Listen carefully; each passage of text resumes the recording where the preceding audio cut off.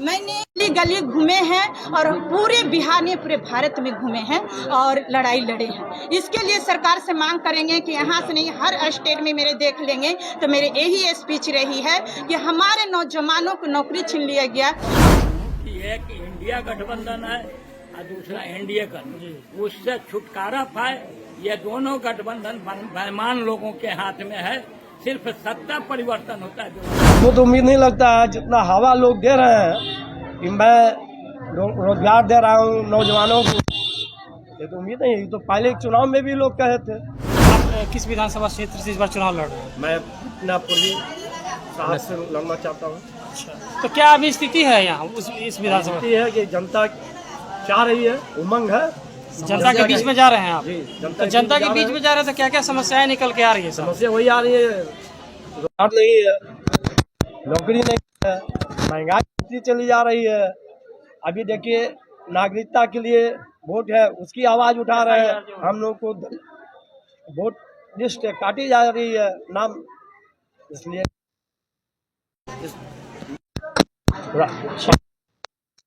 जनता का आपके प्रति क्या रुझान तो लोग कह रहे हैं कि आप उम्मीद रखिए। अच्छा, सबसे बड़ा मुद्दा जो है वो जो भी पार्टी जो है निकल के सामने आ रही है वो रोजगार देने की बात कर रही है। क्या संभव है कि बिहार में रोजगार दिया जाए? हमको तो उम्मीद नहीं लगता है जितना हवा लोग दे रहे हैं कि मैं रोजगार दे रहा हूँ नौजवानों को, ये तो उम्मीद नहीं है। तो पहले चुनाव में भी लोग कहे थे। आपका क्या एजेंडा, आपकी पार्टी का क्या एजेंडा? हमारे पार्टी में हम लोग अभी जुड़े हैं और मैं चाहता हूँ कि मैं जीत के आऊँ, मैं गरीबों को, अल्पसंख्यक लोगों को कुछ रोजगार का हम समस्या निकालेंगे। जनता की समस्या दूर होगी? ये जनता की समस्या दूर होगी क्या? बिल्कुल होगी। यदि जीत कर अगर आप आते हैं तो पहला 2 काम बताइए जो आप करना चाहते हैं। मैं सबसे बड़ी गरीबी दूर करवाना चाहता हूँ और रोजगार दिलाना चाहता हूँ। तो गरीबी तो सीधी तौर पे अगर रोजगार हो जाएगा तो गरीबी दूर हो जाएगी। तो ये जो रोजगार होगा वो सरकारी होगा या फिर प्राइवेट? नहीं, सरकारी होगी, सरकारी भी होगी और प्राइवेट भी होगी। मैं चाह रहा हूँ कि जितने हमारे पट्टी जमीन है गंगा ऊपर फैक्ट्री लाए, फैक्ट्री खुलाए, गरीबों प्राइवेट में नौकरी होगी। मरहूम अब्दुल रहमान अंसारी साहब का 33वां यौम वफात डे है, उसी के अवसर पर आज एक सभा का आयोजन किया गया, जिस आयोजन का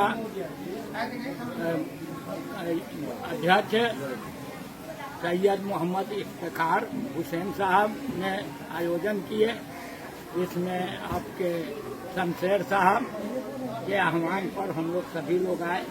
इसमें तीसरा मोर्चा के घटक दल के सभी साथी लोग हैं। भारतीय मोमिन फ्रंट एक अभियान चलाया कि आज़ादी की लड़ाई के लिए देश लड़ा जी।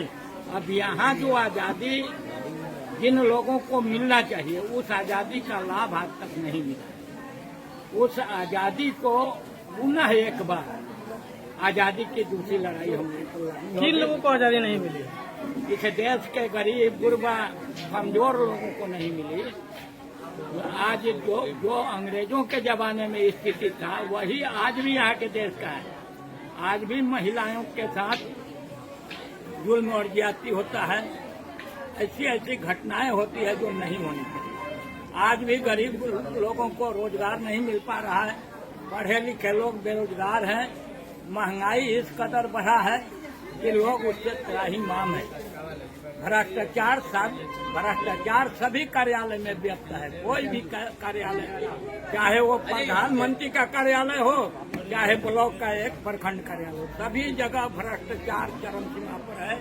और देश में लोग नफरत और दहशत फैला करके देश पर शासन करना चाहते हैं। नीतीश कुमार जी तो कहते हैं कि नीतीश कुमार मतलब रोजगार, नीतीश कुमार मतलब विकास। 70 साल के अंदर में विकास अगर हुआ होता तो फिर आज हम लोग इस आंदोलन की जरूरत क्या है? अगर विकास हुआ है तो आप भी लोग बताइए।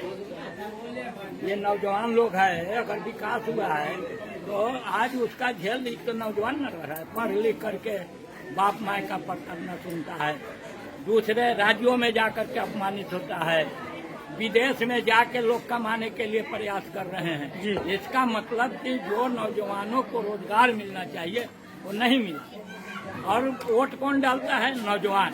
और उसका लाभ कौन उठाता है? 4 लोग, विधायिका, कार्यपालिका, न्यायपालिका और बड़े पत्रकार। आप लोग जैसे नहीं, बड़े पत्रकार लोग उठाते हैं। और जो अमीर है वो अमीर बनते जा रहा है, और जो देश के गरीब है गरीब होते जा रहे हैं। आज विधानसभा चुनाव को लेकर के पूरे बिहार की जनता से क्या कुछ कहना चाहेंगे आप? मैं विधानसभा में जनता से यही कहना चाहता हूँ कि एक इंडिया गठबंधन है और दूसरा एनडीए का, उससे छुटकारा पाए। ये दोनों गठबंधन बेईमान लोगों के हाथ में है। सिर्फ सत्ता परिवर्तन होता है, व्यवस्था परिवर्तन नहीं होता है।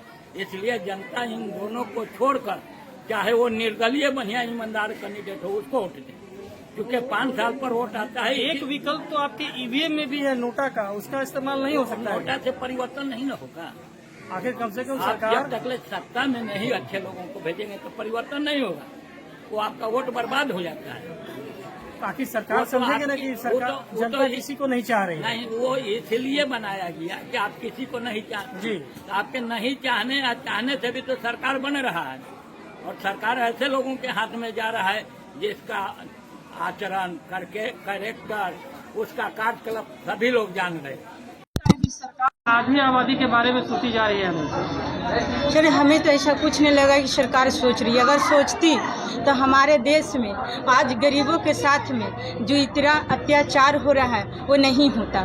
खास करके हमारे महिलाओं आज गुलामी के जंजीरों में फंसी हुई है, आज भी वो दलदल से नहीं निकल पा रही है। इसके लिए इंदु देवी हमेशा आवाज़ उठाए हैं, उठाते रहेंगे। और वंचित, दलित और दबे कुचे वंचित के लिए लड़ाई लड़ने के लिए निकले हैं। सरकार से मांग है कि सरकार में जो भी आए, चाहे हमारे नीतीश कुमार आए, प्रधानमंत्री हैं, हमारे देश में एक प्रधानमंत्री होते हैं और बिहार में हमारे एक सरकार जो होते हैं वो मुख्यमंत्री होते हैं।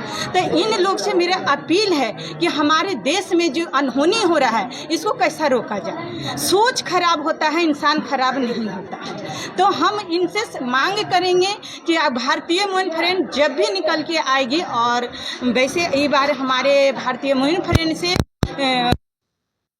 मेरे नाम इंदु देवी है और विधानसभा से दीघा से मैं लड़ने वाली भी हूँ जी। तो मेरी यही मांगे है कि हमेशा मेयर के भी लड़ाई थी, तो उसमें हम 23,000 वोट लाए हैं। मेयर की लड़ाई में 7,000 और 15,000 हम डिप्टी मेयर का लाए थे। अभी भी उम्मीद रखेंगे कि हम जनता को उत्साही रखेंगे। हमारे पास कुछ पूंजीपति नहीं है, हम अपने रुमाल बिछा के, हम अपना आंचल बिछा के, चंदा काट के मैं लड़ाई लड़ूंगी, जनता के बीच में जाऊंगी। जिस झोपड़ी हो, हमको महल और झोपड़ी से लेने देनी है, हम हर वो इंसान तर जाएंगे। मैंने गली घूमे हैं और पूरे बिहार में, पूरे भारत में घूमे हैं और लड़ाई लड़े हैं। इसके लिए सरकार से मांग करेंगे कि यहाँ से नहीं, हर स्टेट में मेरे देख लेंगे तो मेरे यही स्पीच रही है कि हमारे नौजवानों को नौकरी छीन लिया गया, हमारे बच्चों को शिक्षा छीन लिया गया कॉलेज से। आज हमारे सरकारी स्कूलों बंद हो रहा है। अगर सरकारी स्कूल बंद हो जाता है तो हमारे गरीबों बच्चे नहीं पढ़ पाएगा और हमारे सरकार का डर आ रही है। अगर गरीब बच्चा पढ़ लिया तो वो अपना हक और हुकूमत मांगेगा, हमारे संविधान में हमारे जगह मांगेगा, हमारे संविधान का आरक्षण मांगेगा। तो इसके लिए उनको डर है। बाकी हमारे देश में इस चीज़ को मांग रहेगी। जब तक मांग पूरा नहीं होगी तब तक मेरी लड़ाई रहेगी जी। मैं इंदु देवी, महिला मोर्चा पटना जिला सचिव, भारतीय वुमेन फ्रेंड से, और तीसरा मोर्चा हमारे मिलकर सब काम कर रहे हैं। 243 सीटों पर लड़ाने की काम कर रहे हैं।